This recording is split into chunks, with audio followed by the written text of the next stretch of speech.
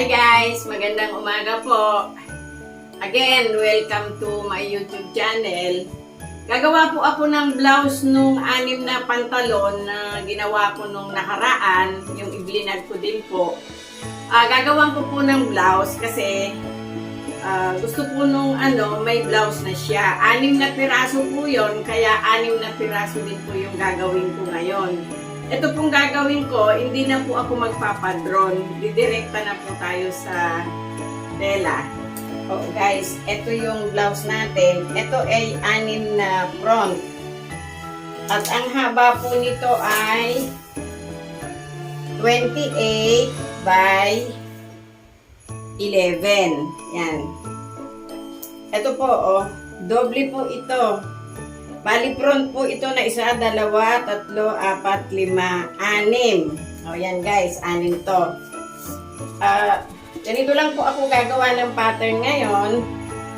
Ang shoulder po nito ay 16. Mula po dito, ito po eksakto na kasi. Mula po dito, susukat po ako ng 8 inches. Yan.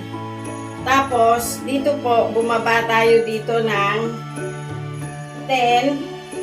Kasi mula doon sa 8 inches, bababa din po ako ng 10. Yan. 8, 10. Ngayon, ang bust po nito ay 40. Mula po dito sa 10 dito na din po kayo. Guguhit po tayo doon. Ayun po. Papunta po tayo dito sa ito, pinaka-front niya.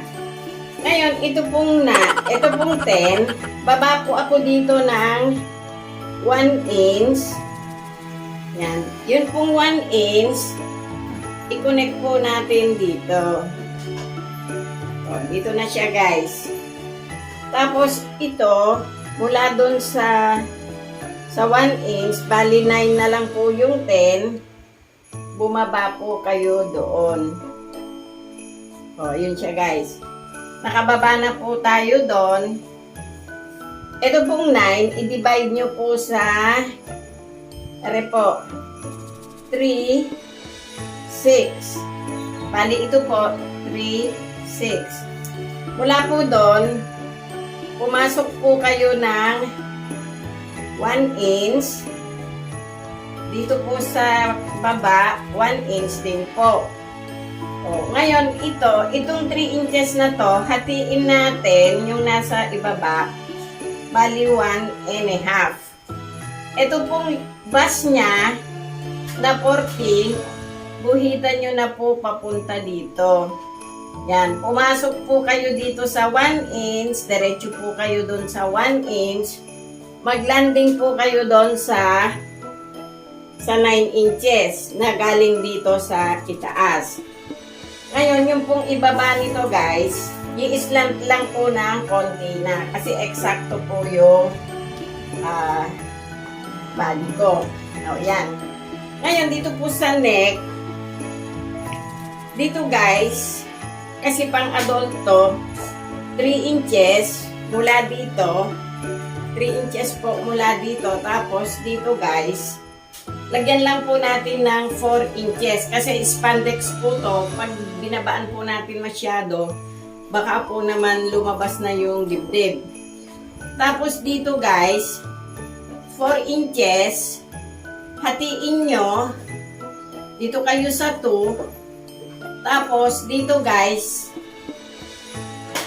pumunta kayo dito sa yung 2, ibaba nyo, sukat kayo doon ng 2. Kasi yung pong 2 na yon, yung po yung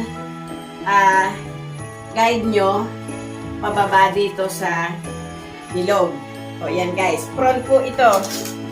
Gugupitin na po natin. Ikakating masin ko na lang po.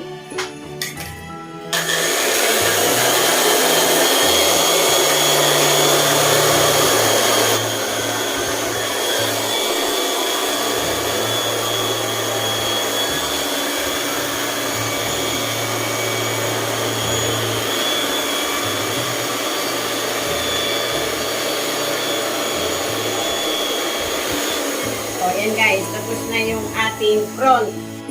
O guys, ito na yung kanyang back. 6 na piraso din ito. Para po hindi kayo mahirapan pag kinuha niyo yung back. Kasi pareho lang po naman. Pag gumagawa po kasi ako pareho lang eh. Bumaba lang po kayo dito ng 1 inch. Yan. Tapos ito pong 1 inch, i-connect nyo na lang po doon. Yan. Tapos pareho din po naman ng body ito. Ganun din. Kasi spandex siya guys eh. Yan po oh.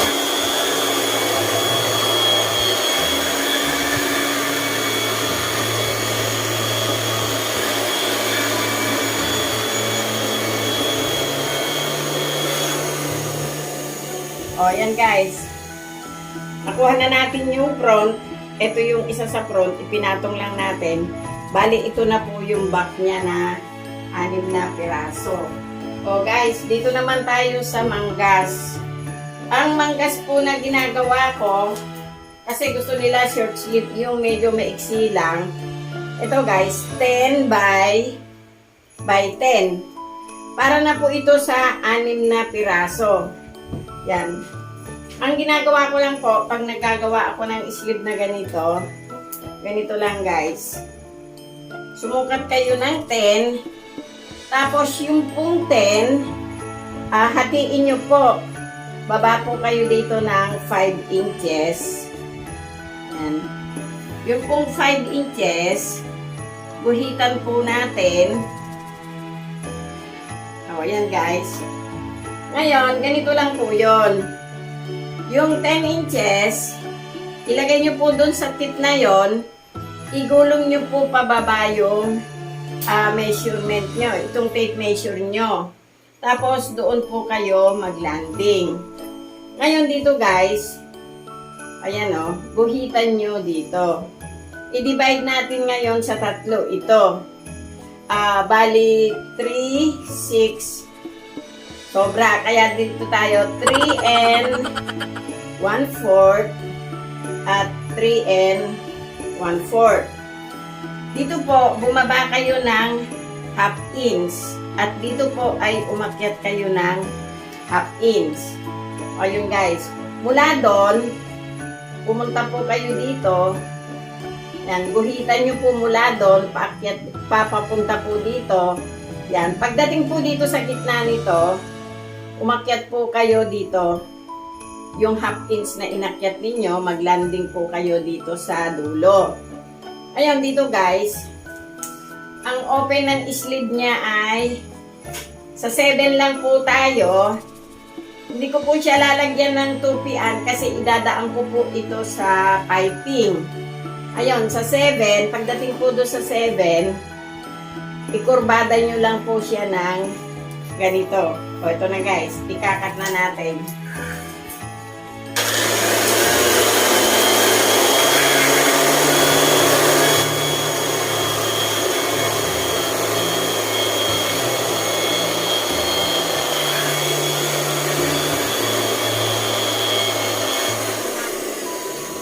Oh, ito na guys yung sleeve natin.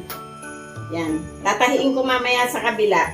Yung body guys, yung kabilang shoulder, dinugtong ko na, ino-overlock ko na din. Tapos, pati itong liig, idinaan ko sa 4 threads para hindi po siya masyadong lumundo. Kasi pag wala pong ganito, masyado po luluwag yung liig niya. Hindi po makontrol nung piping.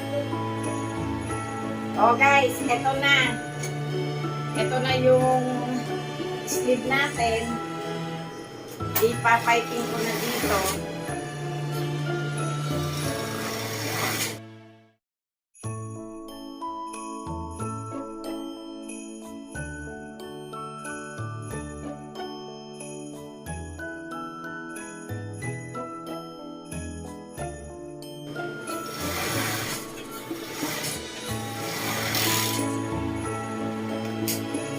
Ayan guys, kaya na-piping na natin yung 6 na sleeve.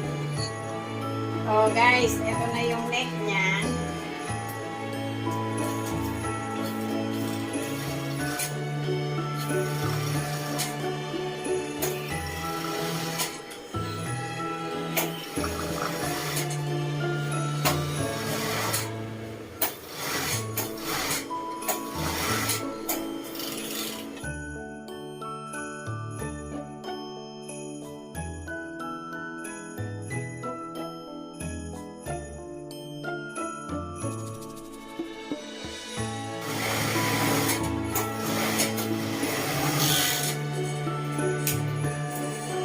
guys, tapos na yung neck niya.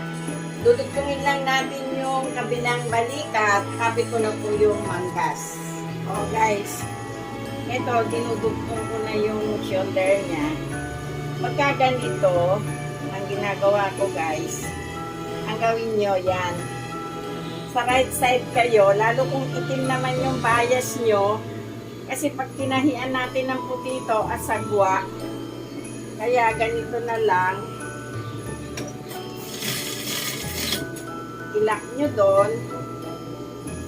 Tapos guys, dito, maliit lang ang pakainin sa tahe.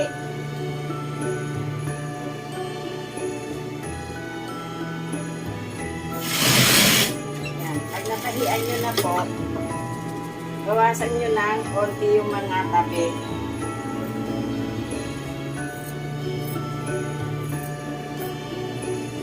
Yun o. Tapos, balik na rin natin. Ang tawag po dito ay Valenciana. Tapos ito guys, kapain nyo yung pinagtahian nyo doon para hindi siya lumabas. Kailangan hindi kayo nakasobra doon. O, ito siya guys. O, di ba po, wala kayong makikitang kulay puti. Ngayon, dito, masadahan nyo po ng konti.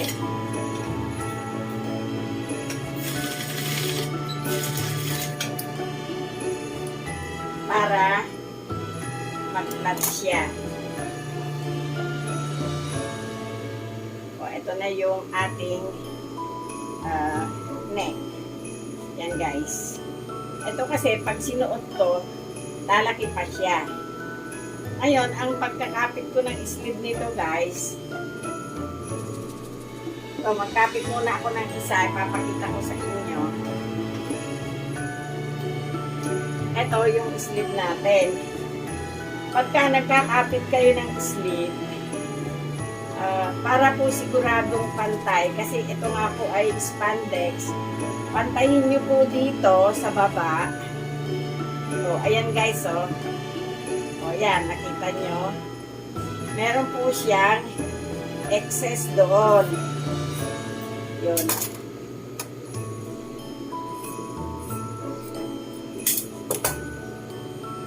Tapos, ikapit na po natin.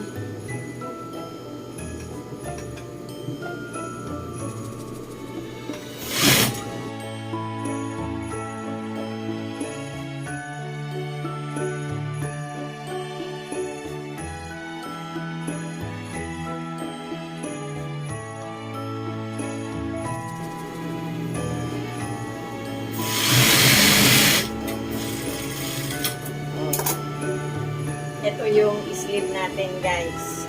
Ito naman guys, oh, ayun o, kapiraso lang.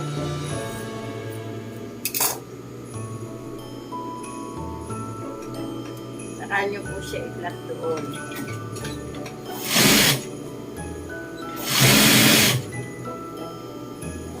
Ayan o, ito yung sumusobra talaga to sa shoulder. Bawasan nyo po ng konti.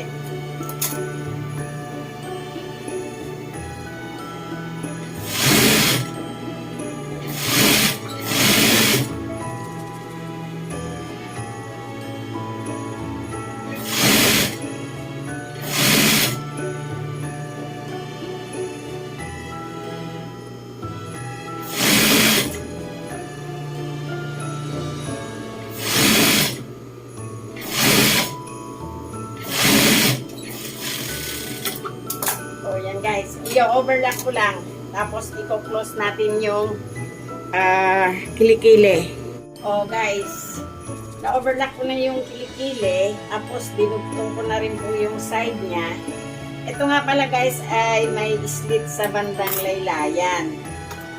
Yan, hindi ko po nasabi sa inyo kanina. Pag nag-i-slit po ako ng ganito, ganito lang, guys. Tupian nyo na muna yung kapirasong slit.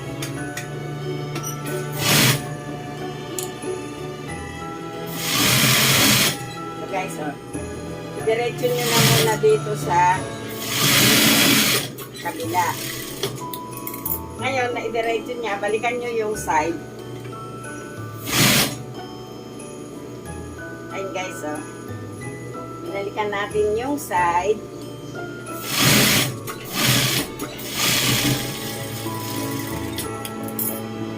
Oh, yun yung slit niya. Tapos dito sa kabila, ganun din.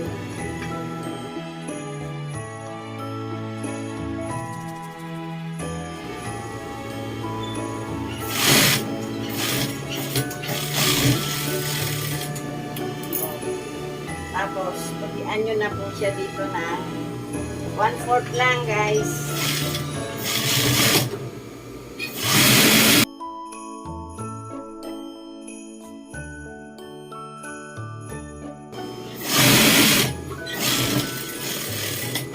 O, yan guys. Tapos na yung isang blouse. Pero gagawin ko po lahat itong 5 pang natitira.